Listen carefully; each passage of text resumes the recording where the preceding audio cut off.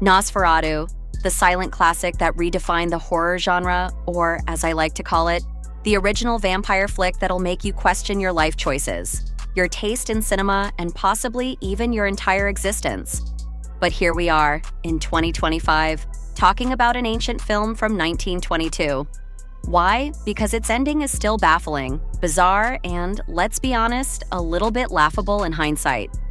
Today we're diving into the Nosferatu Ending Explained, if we can even call it an explanation, because quite frankly, this movie doesn't give us much to work with. Let's break it down and, as usual, roast the mystery behind that ending. Okay, so here we are at the climax of the movie. Count Orlok, the absolute worst Airbnb guest ever, is here to suck, well, but he doesn't just suck blood, he also sucks at being subtle. But hey, in 1922, this guy probably looked terrifying.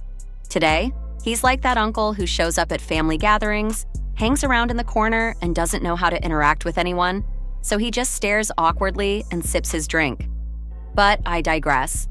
So, after a long, drawn-out sequence of Orlok stalking the poor woman, our beloved vampire makes the fatal mistake of staying out until dawn. Classic vampire behavior. The old, I'm gonna hang around way too long, even though I know the sun's coming up. Honestly, it's like when you've been at the bar too long and you realize it's 3 a.m. and you're the last person there. But instead of leaving like a normal person, you decide to stay until the bartender kicks you out. Here's where Nosferatu gives us the worst possible vampire logic. The sun comes up. Orlok tries to scurry away like a rat in the daylight, but not before his existence gets wiped out. All thanks to the power of good old-fashioned daylight. And boom, Orlok dies. Just like that. It's like someone flipped a switch. Vampire, dead. But wait, was that the most anticlimactic ending ever? I mean, the buildup was huge. A whole film of creepiness, suspense, and questionable decisions. And the resolution? Just sunlight. You could have just put a disco ball in his face and played Stayin' Alive. Same effect. And then, in a twist we never saw coming, it turns out Ellen, the heroine, is the real MVP. She sacrifices herself by letting Orlok feed on her, giving the sun time to do the work. But you know what? Let's be real here. The real hero is daylight. So, let's summarize.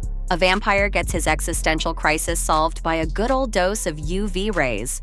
Who knew the solution to centuries of darkness and terror was just a few rays of sunshine?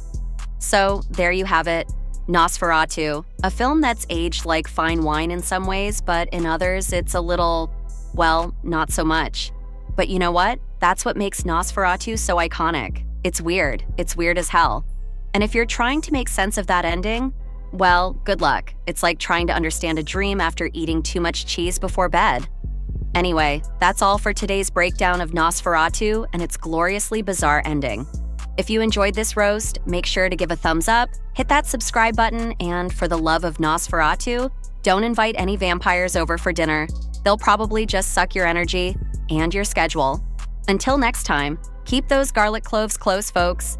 If you're a Nosferatu superfan, don't get mad at me. We all love a good creepy classic. I'm just here for the fun.